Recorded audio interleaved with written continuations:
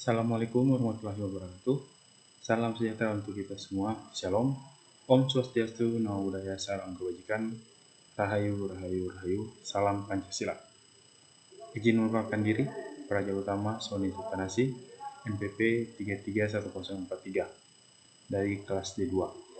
Di sini saya akan menjelaskan tentang tugas dari ujian akhir semester. Yang pertama, soal yang pertama yaitu jelaskan dan terangkan pemahaman Anda tentang alur evaluasi kinerja pemerintahan daerah. Yang pertama, apa itu RPJPD? RPJPD adalah Rencana Pembangunan Jangka Panjang Daerah, sebuah dokumen perencanaan pembangunan daerah untuk periode 20 tahun yang berisi visi, misi, dan arah pembangunan daerah. Dokumen ini berfungsi sebagai pedoman dasar bagi pembangunan suatu daerah untuk jangka waktu 2 dekade, serta menjadi acuan dalam penyusunan RPJMD atau Rencana Pembangunan Jangka Menengah Daerah yang periodenya 5 tahun. Jangka waktu 20 tahun. Isi utama dari RPJPD ini yaitu visi, misi, dan arah pembangunan daerah. Fungsinya yaitu menjadi pedoman pembangunan daerah agar tidak terarah dan terintegrasi. Menjadi acuan bagi calon kepala daerah dalam menyusun visi misi mereka sendiri, serta dasar penyusunan RPJMD untuk setiap 5 tahun. Setiap dasar kebijakan yang mengikat tetapi fleksibel dalam pelaksanaannya. RPJPD Jilid 1 2005-2025 dan jilid kedua yaitu 2025-2045. Poin yang kedua yaitu apa itu RPJMD. RPJMD adalah Rencana Pembangunan Jangka Menengah Daerah, sebuah dokumen perencanaan pembangunan daerah untuk periode 5 tahun yang berisi penjabaran visi, misi, dan program kepala daerah terpilih.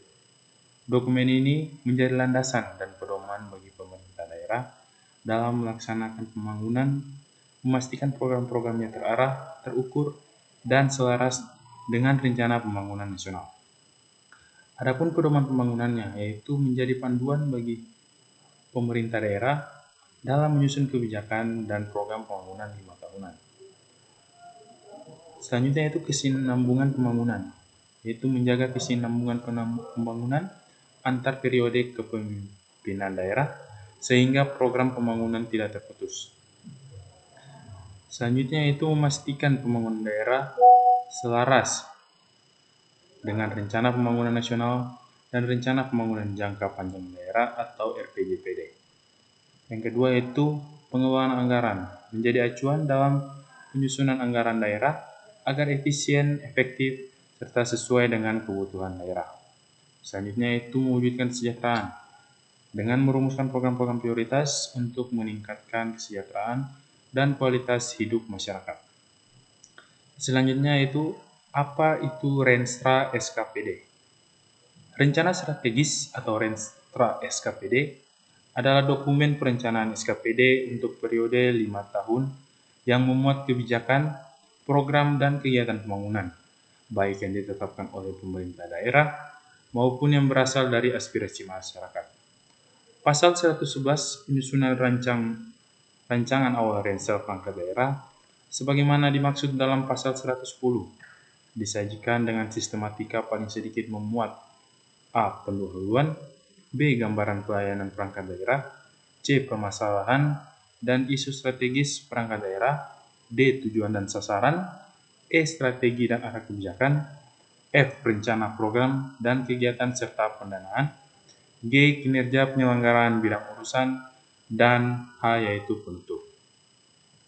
Poin yang berikut yaitu apa itu RKPD dan SPM. KPD adalah Rencana Kerja Pemerintah Daerah, yaitu dokumen perencanaan pembangunan daerah untuk periode 1 tahun. Sementara itu, SPM adalah Standar Pelayanan Minimal, yaitu ketentuan tentang jenis dan mutu pelayanan dasar yang merupakan urusan wajib daerah yang berhak diperoleh setiap warga negara secara minimal. Berikut adalah penjelasan lebih rinci mengenai RKPD dan SPM. Yang pertama yaitu Rencana Kerja Pemerintah Daerah atau RKPD. Fungsi dari RKPD merupakan penjabaran tahunan dari Rencana Pembangunan Jangka Menengah Daerah atau RPJMD dan menjadi pedoman utama dalam penyusunan anggaran pendapatan dan belanja daerah atau APBD. Isi dari dokumen RKPD yang pertama itu kerangka ekonomi daerah yang berisikan gambaran menyeluruh mengenai kondisi ekonomi di daerah.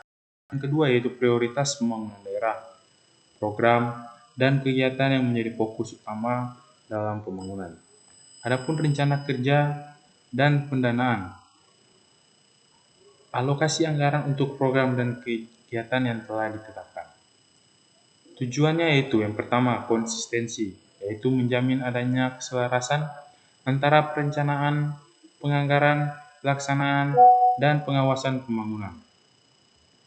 Sinergi, menciptakan sinergi pelaksanaan pembangunan antar wilayah dan antar sektor. Efisiensi, yaitu mengoptimalkan penggunaan sumber daya secara efisien, efektif, dan berkelanjutan. Selanjutnya yaitu standar pelayanan minimal atau SPM. Fungsi, SPM menjamin hak dasar setiap warga negara untuk mendapatkan akses dan kualitas pelayanan dasar. Ini menjadi bagian penting dalam pelaksanaan desentralisasi di Indonesia. Dasar hukum yaitu penerapan SPM mengacu pada peraturan perundangan seperti Peraturan Pemerintah Nomor 65 Tahun 2005 dan Permendagri Nomor 59 Tahun 2021. Cakupannya yaitu SPM mencakup berbagai bidang pelayanan dasar yang wajib disediakan oleh pemerintah daerah, termasuk pendidikan, kesehatan, pekerjaan umum dan penataan ruang, perumahan rakyat dan kawasan pemukiman, ketentraman, ketertiban umum, dan pelindungan masyarakat serta sosial. Selanjutnya yaitu keterkaitan dengan RKPD. SPM wajib dimasukkan ke dalam dokumen perencanaan daerah seperti RPJMD dan RKPD untuk memastikan pemenuhan hak-hak dasar masyarakat. Selanjutnya itu hubungan antara RKPD dan SPM. RKPD sebagai pedoman pelaksanaan SPM. Pemerintah daerah menyusun RKPD sebagai rencana tahunan untuk merealisasikan pembangunan termasuk dalam memenuhi target-target SPM. SPM sebagai dasar penyusunan RKPD, prioritas pembangunan yang tercantum dalam RKPD harus selaras dengan ketentuan SPM, terutama untuk urusan wajib pemerintah daerah yang berkaitan dengan pelayanan dasar. Anggaran yang dialokasikan dalam APBD berdasarkan RKPD harus mencukupi untuk memenuhi standar minimal pelayanan yang ditetapkan dalam Renja. Yang kelima, yaitu apa itu Renja SKPD. Renja SKPD adalah rencana kerja satuan kerja perangkat daerah yang merupakan dokumen perencanaan tahunan SKPD yang berisi program dan kegiatan yang akan dilaksanakan untuk mencapai tujuan pembangunan daerah. Dokumen ini menjabarkan Rencana Pembangunan Jangka Menengah Daerah atau RPJMD dan Rencana Kerja Pemerintah Daerah atau RKPD ke dalam program dan kegiatan konkret selama 1 tahun ke depan, dengan tujuan sebagai panduan pelaksanaan dan tolak ukur keberhasilan tujuan utama Renja SKPD. Yang pertama yaitu menjadi acuan tahunan, yaitu memberikan arah dan pedoman untuk pelaksanaan program dan kegiatan selama 1 tahun. Yang kedua itu menyelaraskan dengan rencana strategis, yaitu mengoperasionalisasikan visi, misi, program, dan strategi yang telah ditetapkan dalam rencana strategis atau Renstra SKPD. Yang kedua yaitu mengimplementasikan RKPD. Menjabarkan rencana kerja pemerintah daerah atau RKPD menjadi program dan kegiatan yang spesifik dan dapat diukur. Yang selanjutnya yaitu meningkatkan kualitas pelayanan. Memastikan kegiatan yang dilaksanakan berkontribusi pada pencapaian tujuan pembangunan daerah dan pelayanan masyarakat. Isi utama dari Renja SKPD. Yang pertama yaitu program dan kegiatan. Daftar program dan kegiatan yang akan dilaksanakan oleh SKPD dalam 1 tahun. Yang kedua yaitu indikator kinerja, yaitu tolak ukur kuantitatif atau kualitatif untuk mengukur keberhasilan pencapaian target program dan kegiatan. Selanjutnya yaitu alokasi anggaran, yaitu rencana kebutuhan anggaran yang diperlukan untuk melaksanakan setiap program dan kegiatan. Yang keenam yaitu apa itu IKU, IKK, IKD. IKU, IKK, IKD adalah singkatan dari indikator kinerja utama, indikator kinerja kunci, dan indikator kinerja daerah, yang merupakan alat ukur keberhasilan kinerja instansi pemerintah, baik di tingkat pusat maupun daerah. IKU mengukur keberhasilan program dan sasaran strategis sebuah organisasi. IKK mengukur keberhasilan program atau kegiatan operasional, sementara IKD mengukur capaian pembangunan daerah. Yang pertama yaitu kita bahas indikator kinerja utama atau IKU. Definisi dari IKU sendiri adalah ukuran keberhasilan sebuah instansi pemerintah dalam mencapai tujuan dan sasaran strategisnya. Tingkatnya itu bersifat strategis, digunakan untuk mengukur kinerja organisasi secara keseluruhan, dengan tujuan yaitu menjadi acuan untuk manajemen kinerja yang baik, perbaikan kerja, dan akuntabilitas. Contohnya yaitu peningkatan kesehatan masyarakat untuk Kementerian Kesehatan. Yang kedua yaitu indikator kinerja kunci atau IKK. Indikator kinerja kunci atau IKK adalah indikator yang menggambarkan keberhasilan penyelenggaraan suatu urusan pemerintah dan program kegiatan. Tingkat yaitu bersifat operasional, berada pada level program atau kegiatan, dengan tujuan yaitu menopang pencapaian IKU. Jika banyak IKK yang tercapai, maka IKU dapat tercapai. Contohnya, hasil-hasil penelitian bidang kesehatan masyarakat untuk mendukung IKU Kementerian Kesehatan. Selanjutnya yaitu indikator kinerja daerah atau IKD. Definisinya itu menekankan pada capaian sasaran pembangunan daerah yang sesuai dengan rencana pembangunan jangka menengah daerah atau RPJMD. Tingkatannya itu terkait langsung dengan kinerja pembangunan di tingkat daerah, provinsi, kabupaten, dan kota. Tujuannya yaitu untuk mengukur sejauh mana target pembangunan daerah tercapai. Contohnya, capaian indikator kependudukan dan penjagaan sipil di suatu daerah. Nomor yang ketujuh yaitu apa itu Lakip Menpan RB.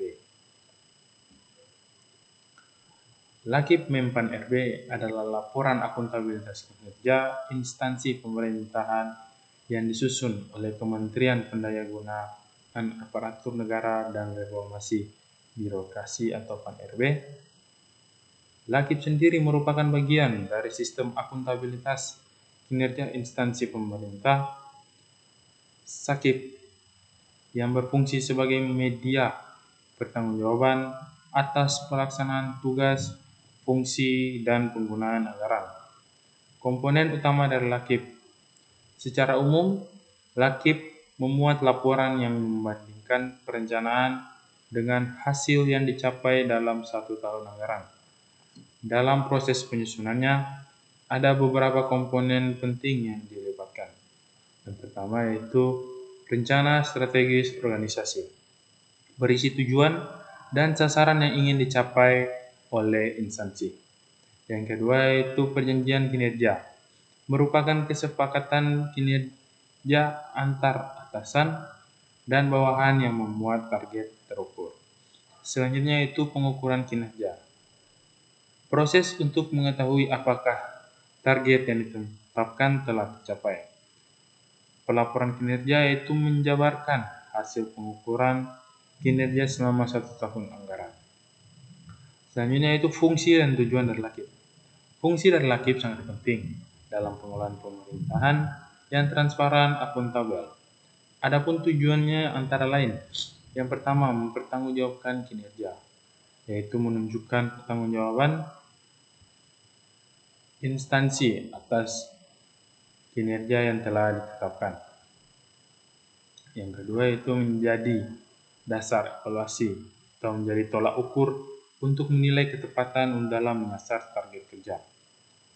Adapun alat perbaikan, hasil Lakip digunakan sebagai masukan untuk perbaikan perencanaan di masa mendatang. Selanjutnya itu transparansi anggaran, menunjukkan bahwa anggaran yang dikeluarkan pemerintah telah digunakan secara akuntabel dan memberikan manfaat yang terukur bagi masyarakat.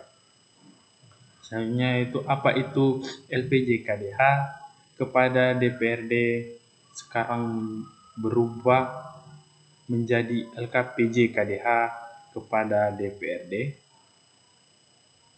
Beralihnya istilah dari laporan pertanggungjawaban atau LPJ Kepala Daerah kepada Dewan Perwakilan Rakyat Daerah menjadi laporan keterangan pertanggungjawaban atau LKPJ KDH kepada Dewan Perwakilan Rakyat Daerah adalah perubahan nomenklatur yang terjadi dalam sistem pemerintahan daerah di Indonesia.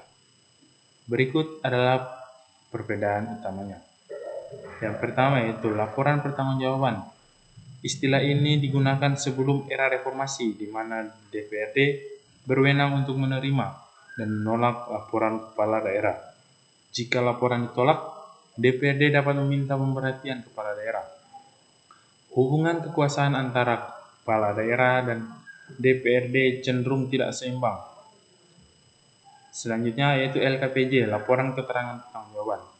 Perubahan menjadi LKPJ bertujuan menciptakan hubungan checks and balance, yaitu saling mengawasi dan menyeimbangkan, yang lebih setara antara kepala daerah dan Dewan Perwakilan Rakyat Daerah.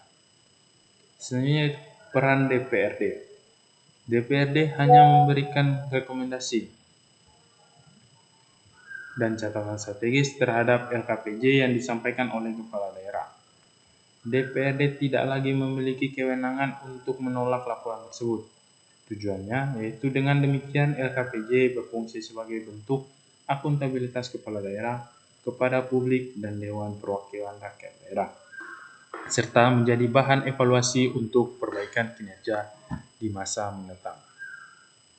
Secara sederhana, perubahan ini mencerminkan transisi dari sistem yang lebih hierarkis ke sistem yang lebih demokratis dan transparan, di mana kepala daerah dipilih langsung oleh rakyat dan memiliki tanggung jawab yang jelas kepada publik. Selanjutnya yaitu apa itu LPPD Mendagri. Laporan penyelenggaraan pemerintah daerah yang selanjutnya disingkat LPPD adalah laporan yang disampaikan oleh pemerintah daerah kepada pemerintah pusat yang memuat capaian kinerja penyelenggaraan pemerintah daerah dan pelaksanaan tugas pembantuan selama 1 tahun anggaran. Yang ke-10 yaitu apa itu ILPPD sekarang menjadi RLPPD kepada masyarakat. Secara ringkas dapat dijelaskan bahwa informasi laporan penyelenggaraan pemerintah daerah atau ILPPD kini menjadi ringkasan laporan penyelenggaraan pemerintah daerah atau RLPPD yang ditunjukkan kepada masyarakat. Berikut penjelasan lengkapnya. Informasi laporan penyelenggaraan pemerintah daerah merupakan informasi yang disediakan oleh pemerintah daerah untuk masyarakat. Namun, istilah ini tidak lagi digunakan dalam peraturan terbaru. R.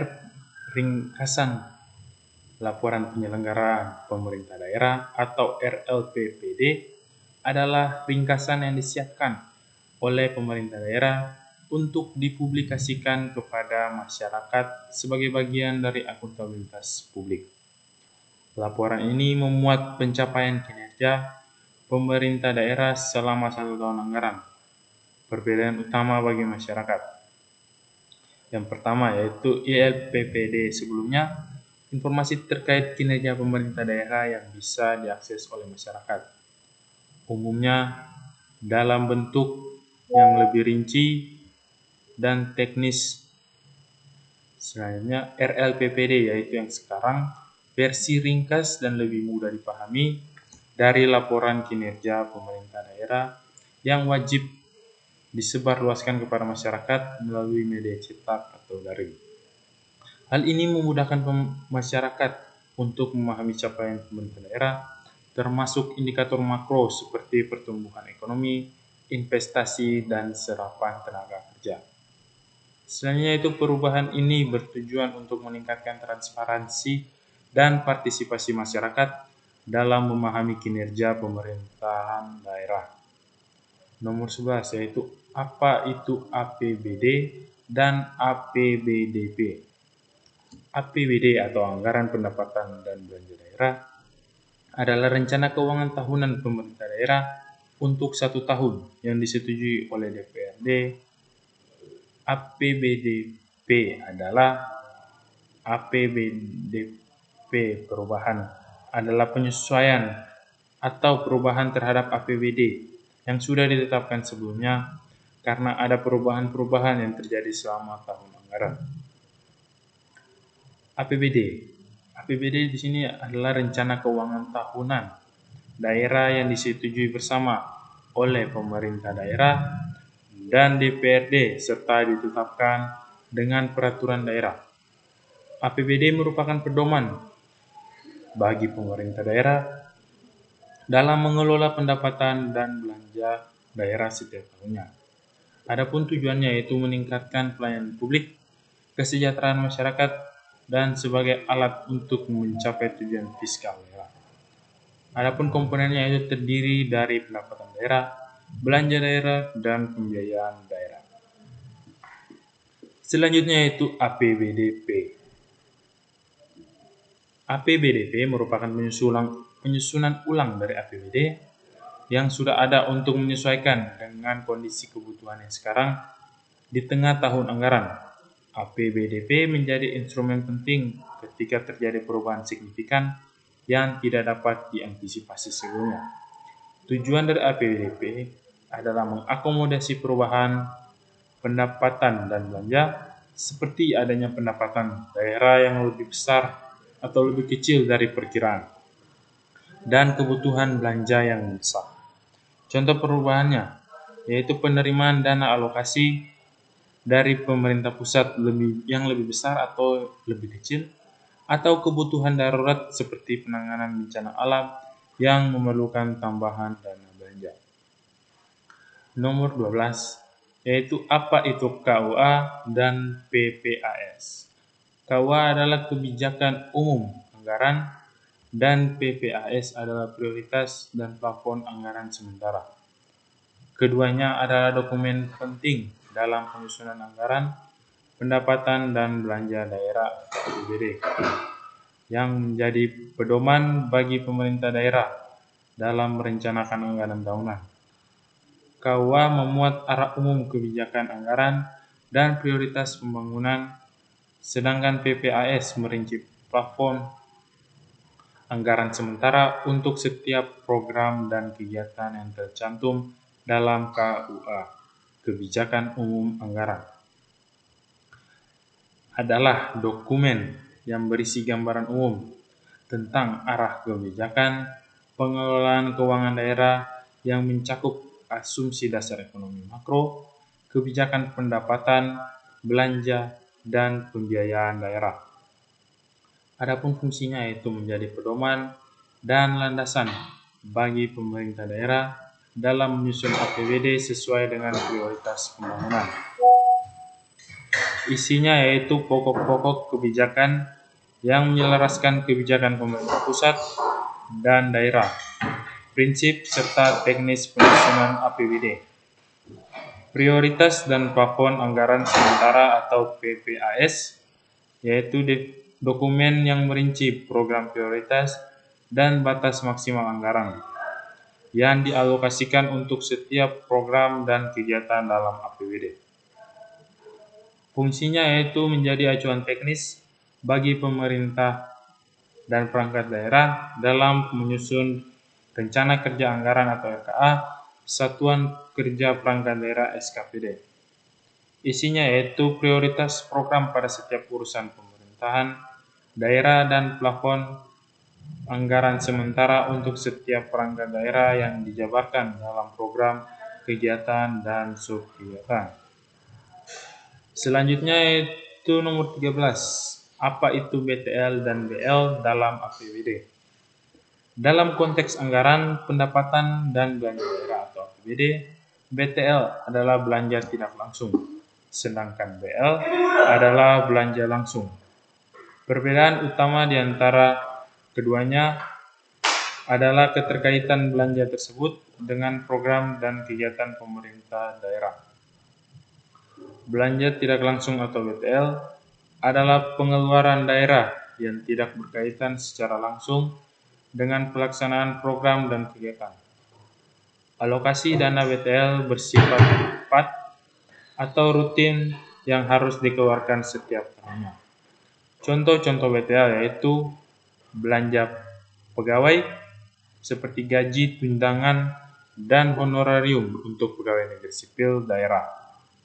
Yang selanjutnya yaitu belanja hibah dan bantuan sosial, yaitu pemberian dana kepada pihak ketiga yang bersifat tidak wajib. Selanjutnya yaitu belanja bunga, yaitu pembayaran bunga pinjaman yang dimiliki pemerintah daerah. Belanja subsidi, yaitu bantuan pemerintah daerah kepada BUMD atau pihak lain. Selanjutnya belanja bantuan keuangan, yaitu pemberian dana kepada pemerintah daerah lainnya. Dan belanja tak terduga yaitu dana untuk kebutuhan darurat yang tidak dapat diprediksi. Belanja langsung atau BL adalah pengeluaran daerah yang dialokasikan untuk program dan kegiatan pemerintah daerah yang berhubungan langsung dengan pelayanan publik dan pembangunan. BL atau belanja langsung adalah investasi pemerintah daerah untuk meningkatkan kesejahteraan masyarakat secara langsung. Contoh-contoh belanja langsung. Yang pertama yaitu belanja pegawai seperti honorarium yang terkait langsung dengan pelaksanaan kegiatan seperti honorarium panitia kegiatan. Selanjutnya yaitu belanja barang dan jasa, yaitu pengeluaran untuk pembelian bahan, alat, atau jasa yang digunakan dalam suatu program atau proyek. Misalnya bahan untuk pembangunan jalan. Selanjutnya itu belanja modal, yaitu pengeluaran untuk pengadaan aset tetap yang menambah kekayaan pemerintah daerah, seperti pembangunan gedung dan jalan atau jembatan. Adapun perbedaan mendasar antara BTL dan BL yaitu yang pertama untuk keterkaitan, belanja langsung terkait langsung dengan pelaksanaan program dan kegiatan, sedangkan belanja tidak langsung tidak terkait dengan program dan kegiatan. Untuk sifatnya, belanja langsung berbentuk investasi untuk proyek pembangunan dan pelayanan publik, sedangkan belanja tidak langsung bersifat rutin, tetap, dan terikat kewajiban. Tujuan dari belanja langsung adalah untuk mencapai tujuan spesifik dalam program kerja pemerintah daerah, sedangkan belanja tidak langsung bertujuan untuk membiayai operasional pemerintah daerah dan kewajiban lainnya.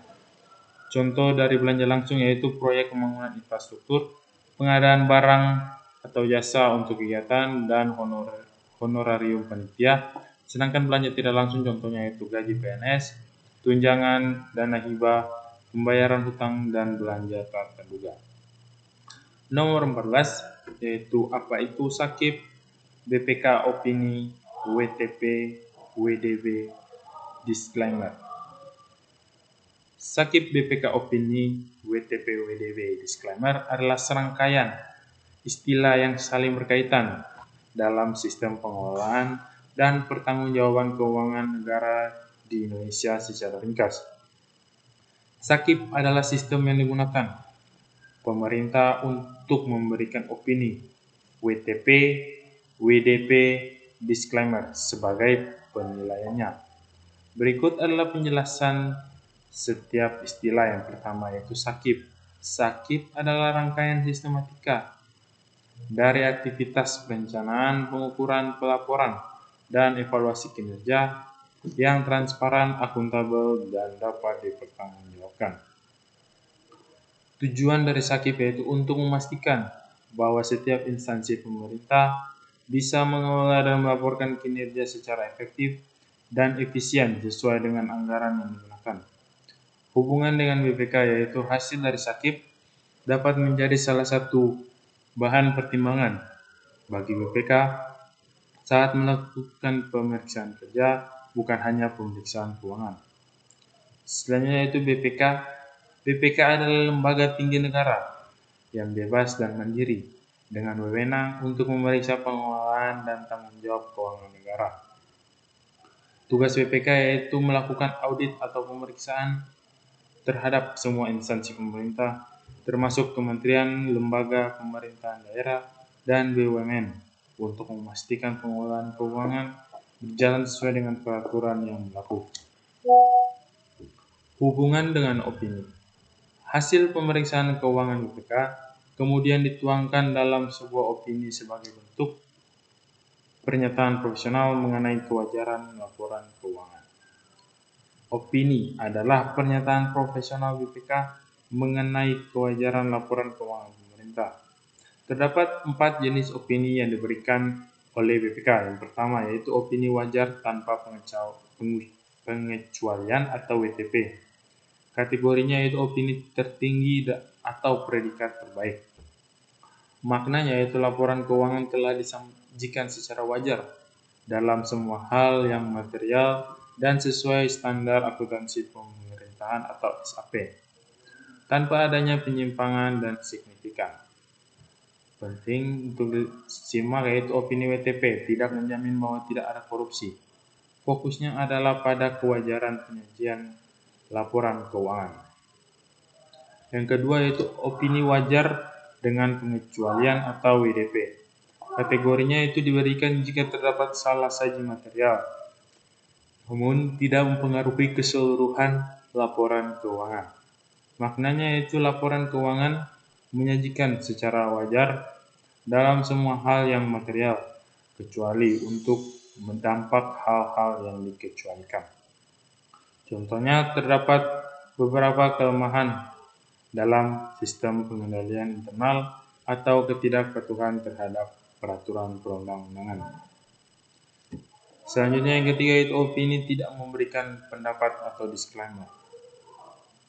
Kategorinya yaitu artinya auditor atau BPK tidak dapat memberikan opini sama sekali, dengan makna jika terjadi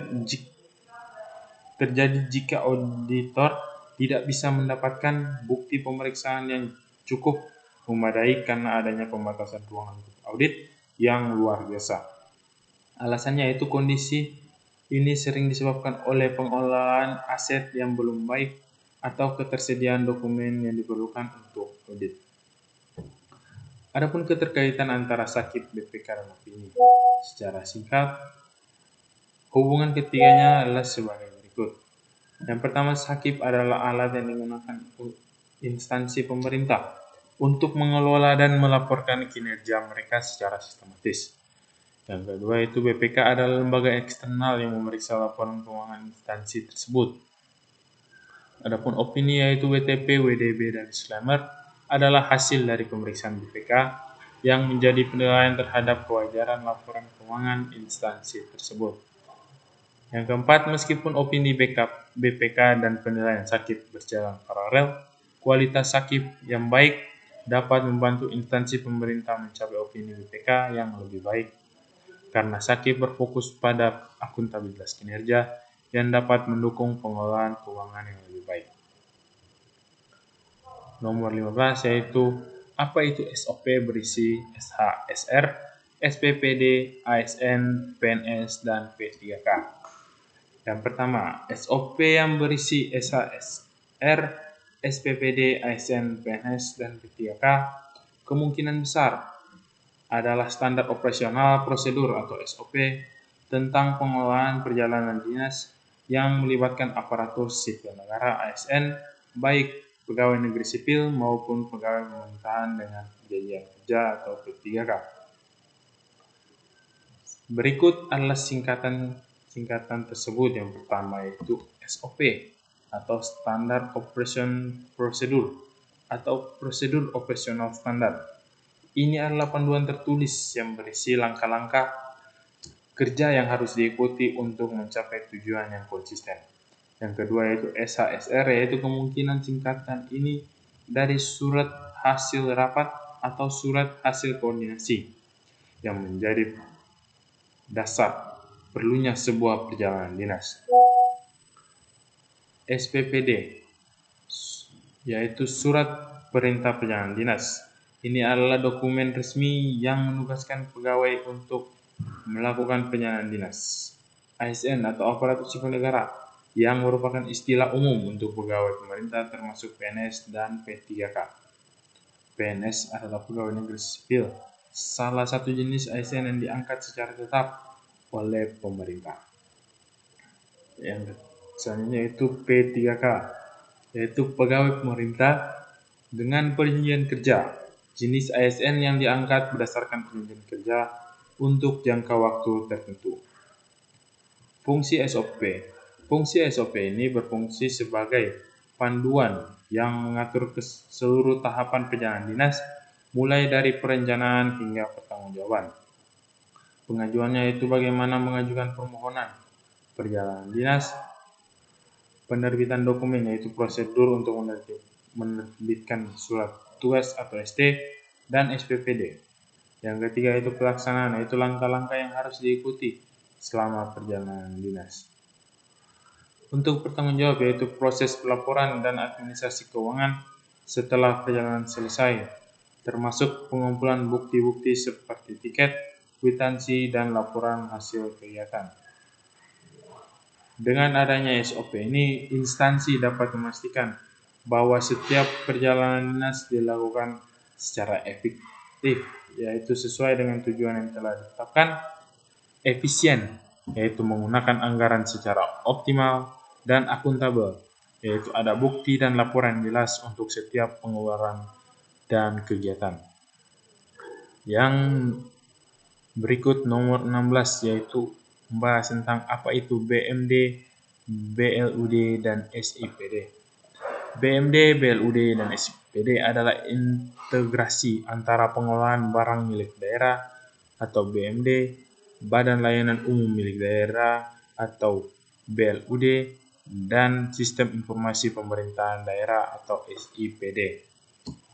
Integrasi ini dikembangkan oleh Kementerian Dalam Negeri untuk meningkatkan efisiensi, transparansi, dan akuntabilitas pengelolaan keuangan serta aset pemerintah daerah.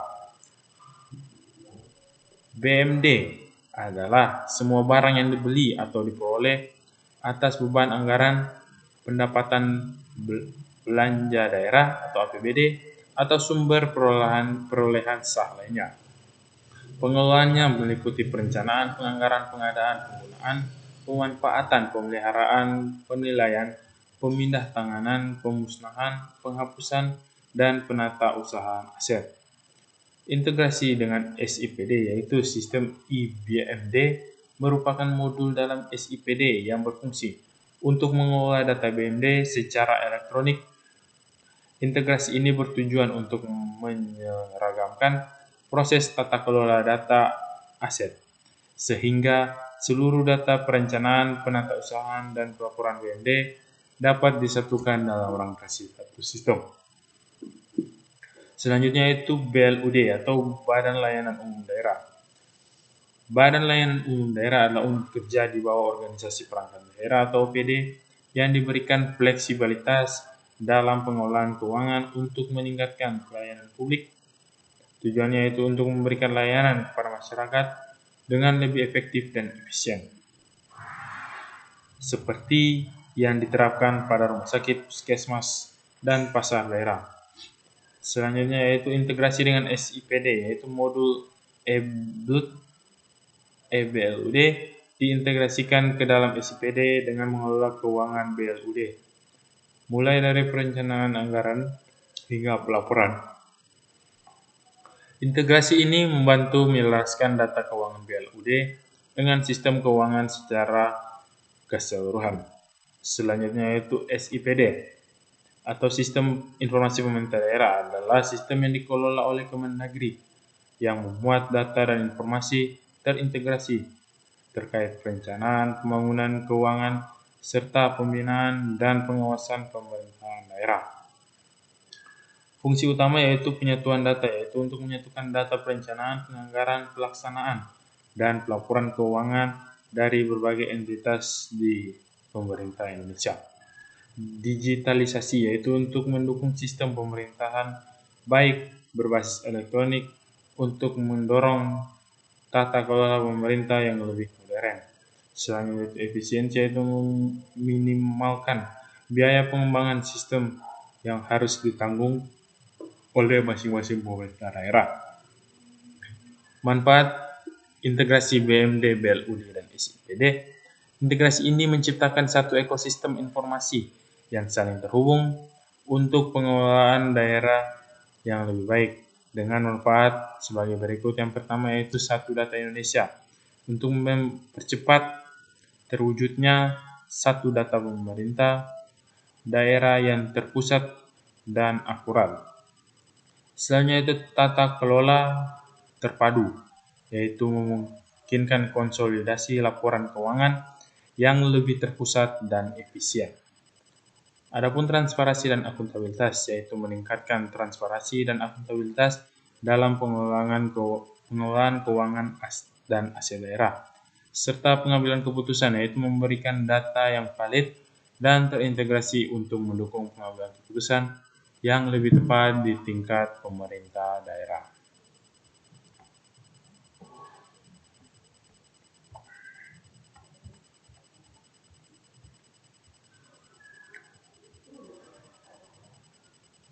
Pada bagian yang B, yaitu menjelaskan pemahaman tentang alur evaluasi kinerja pemerintah daerah dilihat dari terbentuknya ilmu pemerintahan. Baik, berdasarkan sejarah pembentukan ilmu pemerintahan, alur evaluasi kinerja pemerintah daerah telah mengalami pergeseran paradigma dari fokus yang kaku pada prosedur dan dikotomi politik administrasi ke pendekatan yang lebih holistik dan berorientasi pada hasil. Evolusi ini dapat dipahami melalui beberapa tahapan utama dalam perkembangan ilmu pemerintahan. Yang pertama yaitu tahap ilmu administrasi atau publik baru atau New Public Administration. Pada tahun 1960-an muncul kritik terhadap pendekatan klasik yang dianggap terlalu kaku dan tidak relevan dengan masalah sosial. Tahap ini mendorong evaluasi untuk lebih fokus pada evaluasi, tidak hanya pada efisiensi, tetapi juga pada keadilan sosial, pemerataan, dan responsivitas terhadap kebutuhan masyarakat. Alur evaluasi yaitu mulai melibatkan umpan balik dari masyarakat dan mempertimbangkan dampak sosial dari kebijakan yang dijalankan. Sifat dari evaluasi yaitu lebih adaptif dan berorientasi pada masalah serta mencoba menjembatani dikotomi politik administrasi. Yang kedua yaitu tahapan manajemen publik baru atau New Public Management. Pada era tahun 1980-an, muncul gerakan manajemen publik baru atau NPM yang menerapkan prinsip-prinsip manajemen swasta ke dalam sektor publik. Alur evaluasi pada era ini sangat dipengaruhi oleh paradigma NPM. Fokus evaluasi yaitu kinerja yang terukur, efektivitas program, dan pencapaian target yang ditetapkan. Evaluasi tidak hanya melihat input, anggaran, dan output, tetapi juga outcome dan dampaknya bagi masyarakat. Alur evaluasi yaitu penilaian berbasis indikator kinerja kunci atau IHK dengan penetapan target yang jelas, serupa dengan penilaian yang dilakukan di sektor swasta. Sifat evaluasi yaitu terbuka, transparan, dan akuntabel kepada publik dengan tujuan meningkatkan efisiensi dan efektivitas kerja birokrasi. Aliran Eropa kontinental menjadi hukum tertulis dan terkodifikasi atau undang-undang sebagai sumber utama, sementara Anglo-Saxon menjadikan jurisprudensi atau putusan hakim sebelumnya sebagai sumber hukum utama. Perbedaan mendasar ini menciptakan perbedaan dalam praktik hukum, seperti peran hakim yang lebih aktif dalam menciptakan hukum pada sistem Anglo-Saxon melalui judge-made law atau stare decisis. Sedangkan sistem Eropa kontinental lebih fokus pada penafsiran undang-undang yang sudah ada. Sistem Eropa kontinental, sumber hukum utamanya yaitu hukum tertulis yang disusun secara sistematis dan terkodifikasi dalam undang-undang. Peran hakim yaitu lebih terbatas, yaitu hanya menafsirkan dan menerapkan undang-undang yang sudah ada. Pengembangan hukum yaitu terutama melalui kajian di perguruan tinggi dan proses legislasi pemerintah membuat undang-undang. Contoh negaranya itu yaitu Prancis, Jerman, Italia, dan sebagian besar negara Eropa. Sistem Anglo-Saxon. Yang pertama yaitu sumber hukum utama yaitu jurisprudensi atau putusan-putusan hakim terdahulu, precedent atau stare decisis, serta hukum kebiasaan. Peran hakimnya yaitu sangat luas, tidak hanya sebagai penafsir, tetapi juga pembentuk hukum melalui putusan-putusan atau judges-made law. Selanjutnya yaitu pengembangan hukum. Lebih dinamis, berkembang melalui praktik di pengadilan seiring dengan dinamika masyarakat. Contoh negaranya yaitu Inggris, Amerika Serikat, Australia, dan Kanada. Soal yang ketiga yaitu jelaskan pemahaman Anda tentang alur evaluasi kinerja pemerintahan daerah yang dilihat dari alur pertanggungjawaban. Seperti pada gambar yaitu model pertanggungjawaban kepala daerah menurut Undang-Undang Nomor 5 Tahun 1974.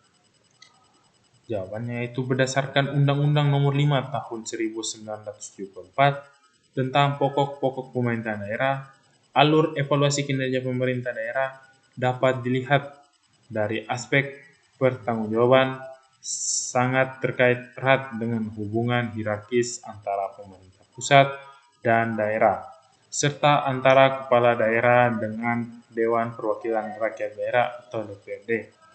Berikut adalah pemahaman alur evaluasi kinerja berdasarkan alur pertanggungjawaban menurut Undang-Undang Nomor 5 Tahun 1974. Yang pertama yaitu pelaksanaan tugas pemerintah daerah. Pemerintah daerah yang dipimpin oleh kepala daerah, gubernur, bupati, atau wali kota menyelenggarakan urusan pemerintahan berdasarkan asas desentralisasi, dekonsentrasi, dan tugas pembantuan. Desentralisasi yaitu penyerahan urusan pemerintah dari pemerintah pusat kepada daerah menjadi urusan rumah tangga daerah tersebut. Yang kedua itu dekonsentrasi adalah pelimpahan wewenang dari pemerintah pusat kepada kepala wilayah untuk melaksanakan tugas-tugas pemerintah pusat di daerah. Dan yang ketiga yaitu tugas pembantuan yaitu penugasan dari pemerintah pusat kepada daerah untuk melaksanakan tugas tertentu. Selanjutnya yang kedua yaitu penyusunan laporan pertanggungjawaban. Di akhir tahun anggaran, kepala daerah wajib menyusun laporan pertanggungjawaban atas pelaksanaan tugas-tugas tersebut. Laporan ini mencakup aspek keuangan dan administratif. Pertanggungjawaban keuangan meliputi realisasi anggaran, pendapatan, dan belanja daerah atau APBD. Pertanggungjawaban administratif terkait pelaksanaan berbagai program dan kebijakan yang telah ditetapkan. Yang ketiga yaitu penyampaian pertanggungjawaban kepada DPRD. Kepala daerah menyampaikan laporan pertanggungjawaban tahunan kepada DPRD. Dan DPRD memiliki fungsi pengawasan dan berhak menilai apakah pertanggungjawaban kepala daerah dapat diterima atau ditolak. Sistem persetujuan DPRD. Yang pertama, laporan pertanggungjawaban kepala daerah harus mendapat persetujuan DPRD. Ini adalah mekanisme kunci dalam mengevaluasi kinerja daerah. Penolakan pertanggungjawaban. Jika pertanggungjawaban ditolak, kepala daerah harus memperbaikinya. Apabila penolakan terjadi berulang kali, dapat mengarah pada sanksi atau usulan pemberhentian. Selanjutnya yang keempat yaitu evaluasi oleh pemerintah pusat.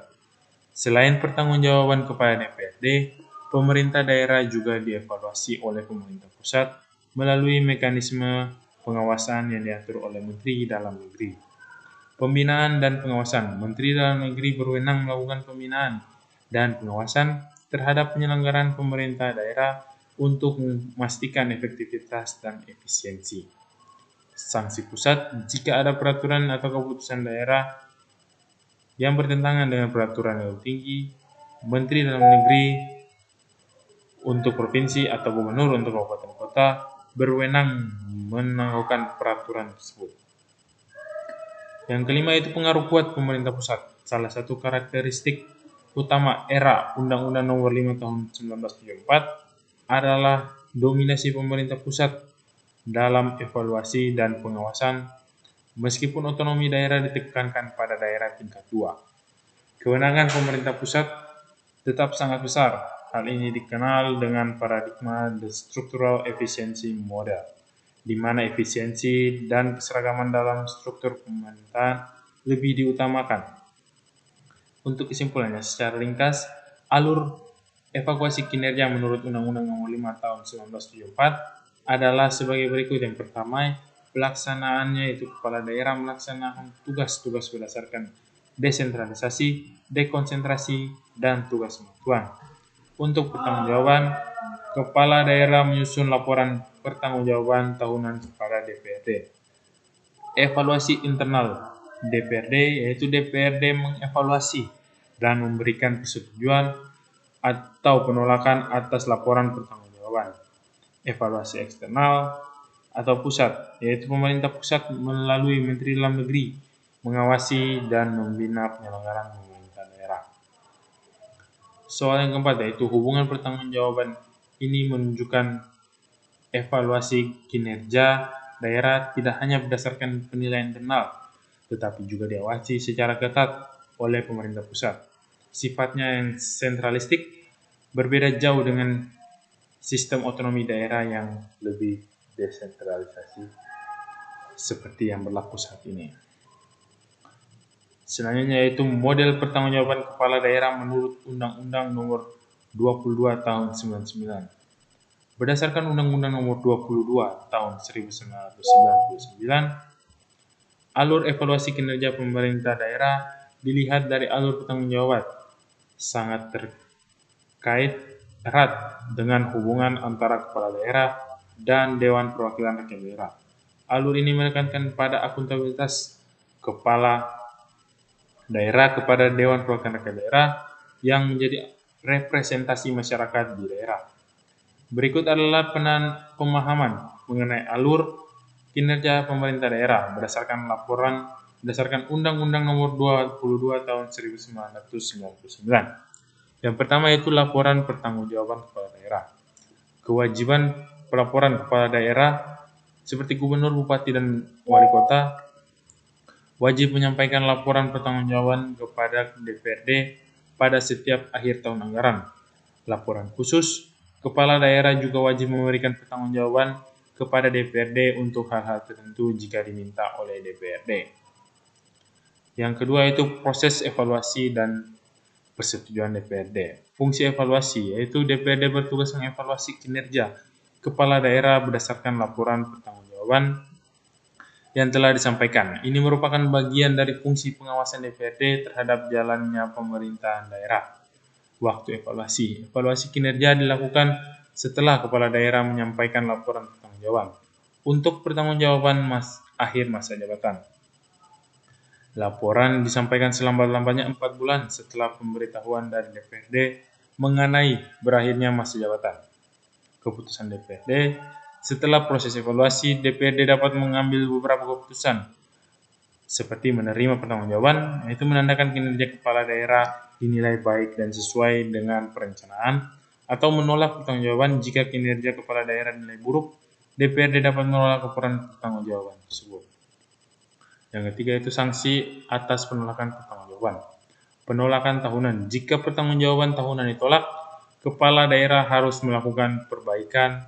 Jika ditolak untuk kedua kalinya pada tahun anggaran yang berbeda, DPRD dapat mengusulkan pemberhentian kepala daerah kepada Menteri Dalam Negeri melalui gubernur. Penolakan akhir masa jabatan.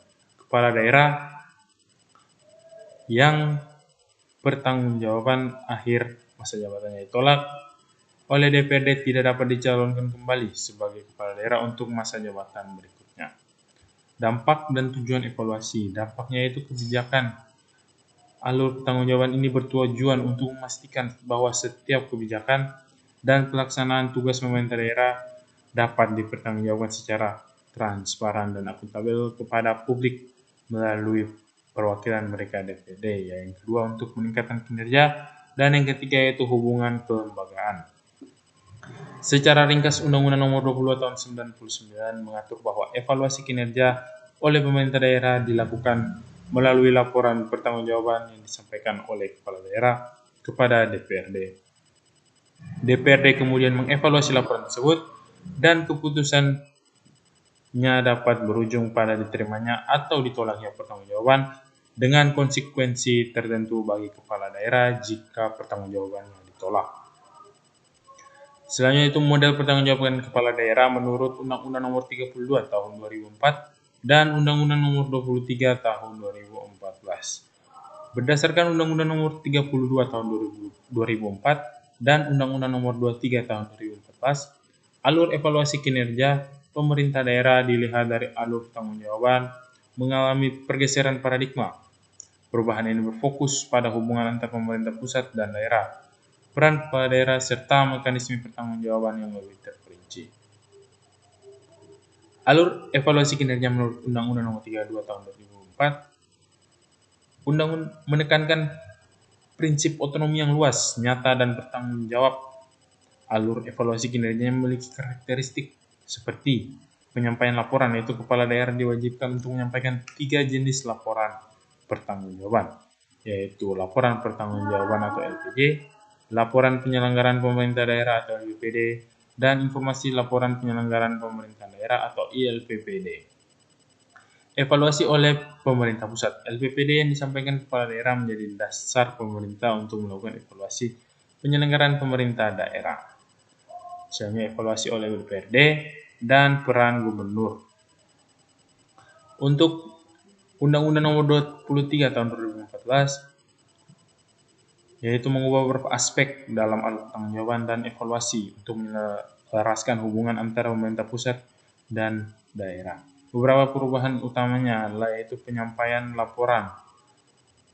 Alur penyampaian laporan tidak jauh berbeda dengan undang sebelumnya, yaitu laporan keterangan pertanggungjawaban atau LKPJ, laporan penyelenggaraan pemerintah daerah atau LPPD.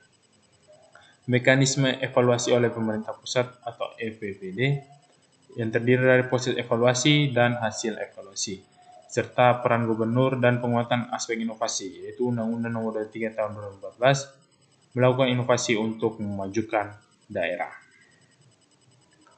Selanjutnya itu model pertanggungjawaban kepala desa menurut Undang-Undang Nomor 6 Tahun 2014. Berdasarkan Undang-Undang Nomor 6 Tahun 2014 tentang desa, alur evaluasi kinerja pemerintah desa dapat dilihat dari alur pertanggungjawaban berfokus pada mekanisme yang disajikan kepala daerah.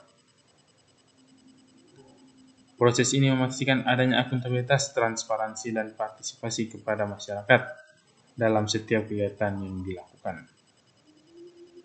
Alur pertanggungjawaban kepala desa yang menjadi landasan evaluasi kinerja pemerintah desa yaitu pelaksanaan tugas kepala desa, penyusunan rencana pembangunan jangka menengah desa atau RPJM desa, penetapan anggaran pendapatan dan belanja dana desa, pelaksanaan dan pelaporan akhir tahun anggaran, pengawasan oleh Badan Pemusyawaratan Desa atau BPD, sanksi administratif, yaitu berdasarkan pasal-pasal pada peraturan perundang-undangan.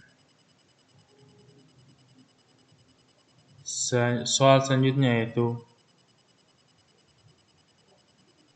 kinerja perencanaan daerah.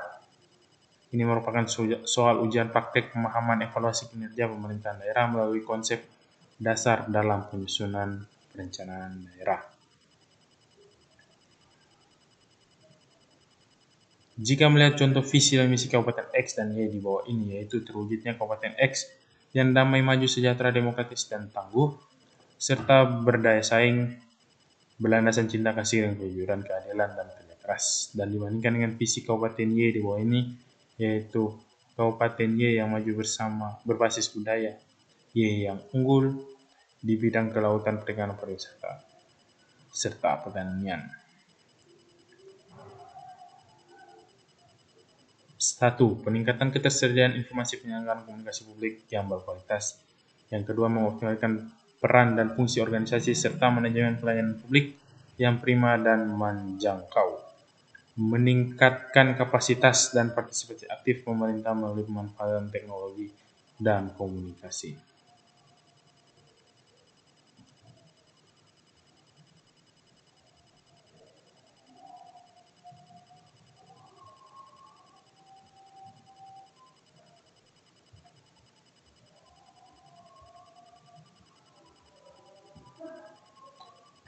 Selanjutnya yaitu kinerja keuangan daerah. Target dan pada tabel yang pertama yaitu target dan realisasi pendapatan daerah Kabupaten Kepulauan X tahun 2025. Yang pertama yaitu pada tabel penerimaan terdiri dari pendapatan asli daerah dengan target 41 juta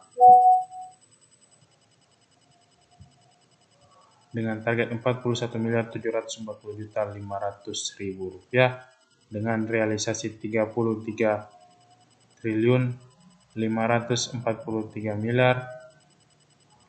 Ulangi, dengan realisasi 33.547.532.252 rupiah dengan kontribusi 3,61% dan jumlah dari penerimaan pendapatan asli daerah, dana perimbangan, dan lain-lain yang pendapatan yang sah dengan jumlah 869.737.902.695 rupiah dengan realisasinya yaitu 929.202.651.010,9 rupiah dengan kontribusi 100%.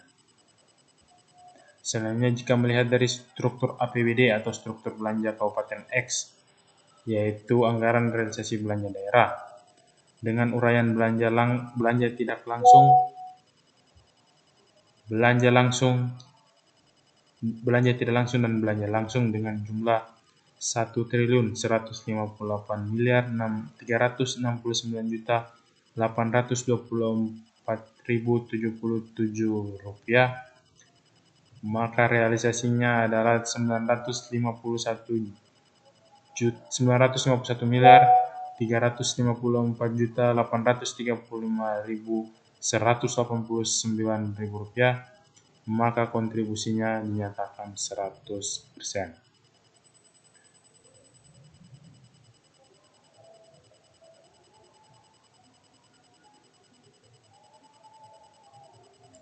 Selanjutnya yaitu pada struktur APBD, yaitu sebaran struktur belanja tidak langsung Kabupaten X di bawah ini, yaitu rincian anggaran realisasi belanja tidak langsung daerah Kabupaten X tahun anggaran menurut Satuan Kerja Perangkat Daerah atau SKPD dengan jumlah total anggaran yaitu 389.956.300.000 Rp360.312